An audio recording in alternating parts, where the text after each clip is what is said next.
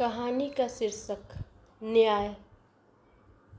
हर्षिता जब बैंक से वापस आई तो उसकी माँ हाथ में एक लिफाफा पकड़ा दी, ये बोलते हुए कि बेटा अब कितना दिन और, पढ़ाई समाप्त हो गई, नौकरी कर ली, अब तो शादी की सोचो, हमारी ज़िंदगी का क्या ठिकाना।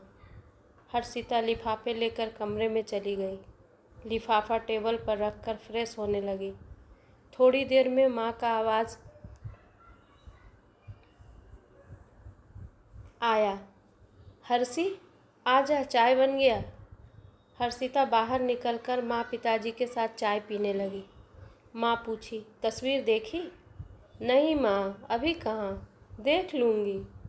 माँ फिर बोली, बेटा एक बार देख ले, उससे मिल ले, मुझे तो उससे मिलकर अच्छा लगा। हम लोग के तरफ से हाँ है, बस अब तू जो कहे। हर्षिता पूछी, और लड़का सिर्फ मेरी तस्वीर देखकर हाँ कर दिया? उसने मिलने की बात नहीं की?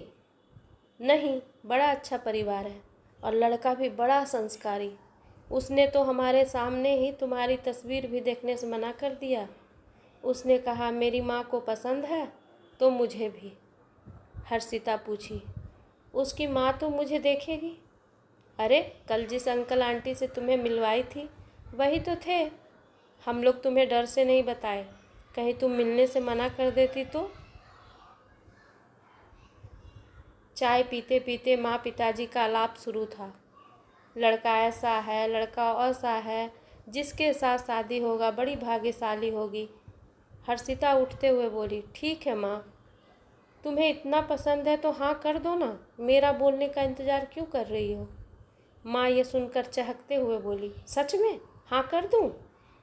और उठकर फ़ोन लगाने लगी।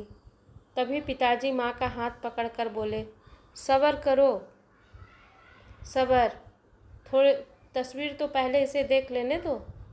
तभी मेरी बचपन की सहेली प्रीति आ गई। माँ पिताजी का पैर छूकर आशीर्वाद ली, साथ में आंटी भी थी। माँ बोली, प्रीति तू ही समझा इसे। और मुझसे बोली, देख तेरी ही सहेली है, तेरे ही साथ पढ़ी लिखी, कितने अच्छे से अपने ससुराल को संभाल ली है, और तुम अभी तक अभी नहीं कर रही हो। हर्षिता प्रीति का हाथ पकड़कर बोली, चल कमरे में, माँ तो ऐसी ही है। कमरे में दोनों सहेलियाँ मिलकर खूब गप्पे लड़ाएंगे। अपने पुराने दिनों को याद कर हंस रही थी। सभी सहेलियों का हाल चाल एक दूसरे से ले रही थी। तभी कमरे में माँ चाय नाश्ता लेकर आई। जाते समय टेबल पर पड़ा लिफाफा प्रीति के हाथ में देते हुए बोली, बड़ा अच्छा लड़का है बेटा, बड़ा संस्कारी लगा मुझे, और कमाता भी अच्छा है। और क्या चाहिए, इसे समझा। तू भी तस्वीर देख, कोई कमी लगे तो बताना। हर्षिता उसके हाथ से लिफाफा लेकर वापस टेबल पर रख दी। माँ तुम जाओ, हम लोग देख लेंगे। प्रीति बोली, चाची जी आप चिंता मत कीजिए, अब की इसका विवाह करा के ही मैं ससुराल जाऊंगी। और फिर उन दोनों के बीच बातचीत शुरू हो गया। तभी उसकी माँ आवाज़ दी, अरे चलो, और कितना देर रहेगी? हर्षिता बोली, चाची जी प्रणाम, आज नहीं जाएगी, कितने दिनों बाद हम दोनों मिले हैं। चाची जी प्लीज़, कल मैं ऑफिस जाते समय इसे छोड़ दूँगी। माँ उनके पसंद का खाना बनाई थी। खाना खाकर वे लोग छत पर चले गए। आसमान बादलों से भरा हुआ था। ठंडी हवा धीरे धीरे चल रही थी। हर्षिता सिहर उठी और प्रीति का हाथ पकड़कर नीचे बिछी चटाई पर बैठ गई। प्रीति उसके हाथों को सहलाते हुए बोली, अब तक तुम्हारे दिल में वही घटना बसा हुआ है? हर्षिता का आंसू छलक कर प्रीति के हाथ पर टपक गया। क्या करूं, कितना कोशिश करती हूं, पर भूले नहीं भूलती। वो रात तो भी इसी तरह का था, तुम्हें तो सब कुछ पता है। प्रीति बोली, ठीक है, जो होना था वह हो चुका, कितने दिन तक घुटन में जिएगी। अब जिंदगी में आगे बढ़ो, चाची जी का बात क्यों नहीं मानती। हर्षिता बोली, हिम्मत मुझ में तब भी नहीं था और अब भी नहीं है, इसलिए शादी से भाग रही हूँ। उस समय किसी को कुछ नहीं बताई, इस डर से कि मम्मी पापा को अगर पता चलेगा कि एक लड़का मेरा दोस्त है और उसके साथ मैं अकेले घूमती फिरती हूँ और उसने मेरे साथ, तो मेरी पढ़ाई छुड़वा देंगे। लेकिन अब सोचती हूँ कि अगर उस समय डर से निकल कर उसकी करतूत सभी को बता देती तो दुष्कर्म करने का सज़ा उसे ज़रूर मिलता, तो शायद ये घुटन मेरे मन में नहीं होता। प्रीति हर्षिता को समझाते हुए बोली, बरसों पहले बीते हुए घटना को क्यों सोच रही हो? समाज बदल गया है। हर्षिता मुस्कुराते हुए बोली, समाज बदल जरूर गया, पर औरतों के लिए नहीं। जस का तस है। मेरे साथ जो हुआ उसमें उस लड़के का क्या दोष जिससे मेरा विवाह होगा? उसे ये सब बिना बताए मैं शादी के लिए हाँ नहीं कर सकती। ये सुनकर प्रीति बोली, और अगर सब कुछ जानकर वो शादी से मना कर दिया तो, और मना करने का कारण सबको बता दिया तो? अंदाज़ा है तुम्हें जो आज तक छिपा है वो उजागर हो जाएगा? कैसे सामना कर पाएगी समाज की घूरती नज़रों का? नहीं नहीं, किसी से कुछ नहीं कहेगी तुम। चल बंद कर ये सब बातें। और फिर प्रीति हर्षिता का हाथ पकड़ते हुए कमरे में आ गई। बिस्तर पर बैठकर प्रीति लिफाफे को खोलने लगी। हर्षिता प्रीति का हाथ पकड़कर बोली, एक शर्त पर इसे खोलोगी कि तू मेरे साथ कल चलेगी। मैं उसे सारी बातें बताऊंगी, उसके बाद जो होगा देखा जाएगा। लिफाफे के अंदर जो तस्वीर थी उसे देखकर वो लोग स्तब्ध हो गए। वो तस्वीर तो उसी विवेक का था।